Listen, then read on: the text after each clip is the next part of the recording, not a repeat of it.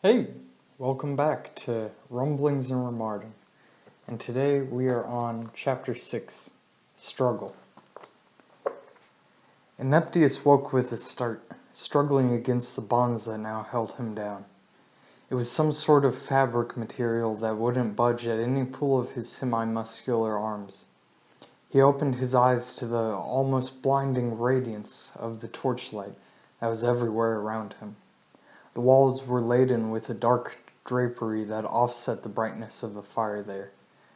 A single heavy-set door blocked out what could have been an exit from the seemingly lonely place. Ineptius was the only person in that room, on a listless wooden table that only contained him. There was a gloomy air about the room, even though it was so light.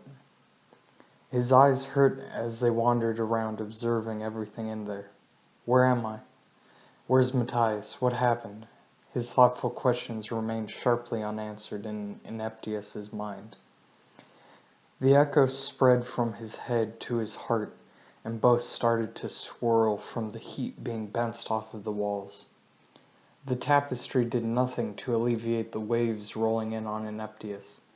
He kept his eyes closed for several minutes, which seemed to go on forever. The minutes turned into an hour, and then more hours. Ineptius's mouth had started to dry from the heat, and he just realized that his clothes were no longer his own. They were now brown sackcloth pants and a very simple tunic, which had started to scratch at his skin. They were so damn itchy. Ineptius squirmed around on the table to try to get rid of that awful feeling. The feeling that confounded him was the utter helplessness of his situation. He tried to calm his mind, stroke it by counting the seconds that went by. That tended not to help Ineptius in this situation. He merely stalked his own dwindling sense of security, as it slowly began to flee out of the one stout wooden door. There was an iron grille set into the upper terraces of the solemn stone walls. The dwarf could see nothing from the outside to relieve his curiosity of this prison. The blinding lights grew dim as his thirst wore on, and his stomach started to growl from hunger. Ineptius stopped shouting out so he could keep in as much saliva as possible, but it did nothing to help him. A strange sensation crept over his body, like he was dying of tiredness, but he could not help to be wide awake. Ineptius sensed there was something foul about this place.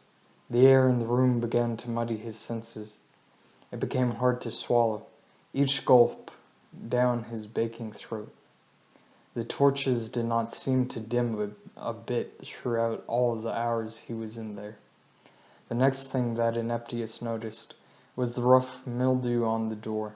There were splotches of it thrown about the center, close to the singular handle. Ineptius's head ached. What was he doing in that place? He tried to go over the events of the past week, and the things that stood glaring in his mind. That monster, which had almost killed him like he probably did to Ineptius. That sick creature with the strangely colorful eyes. It all had happened in a span of a few short days, but Ineptius had almost forgotten entirely about that other thing during the night.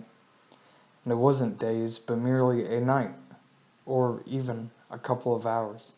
He just wanted to get on with his life, plant potatoes and make his family happy. That was the least a dwarf could do at so young of an age. The rest would come in time. If he had the time, that is. The grains on his whiskers started to itch even more after this whole debacle. He couldn't do anything to help scratch that subtle pain. Grains. Where were those from, anyways? Ineptius shook his head to break off the feeling that there was some food still stuck in his beard. His stomach lurched in all manner of directions from hunger. The yaw opened wide as he tried to suck these bits back inside for digestion. A horse suddenly whinnied outside, as the dwarf chewed slowly on this uncooked bits of buckwheat, which he managed to free from the prison of his beard.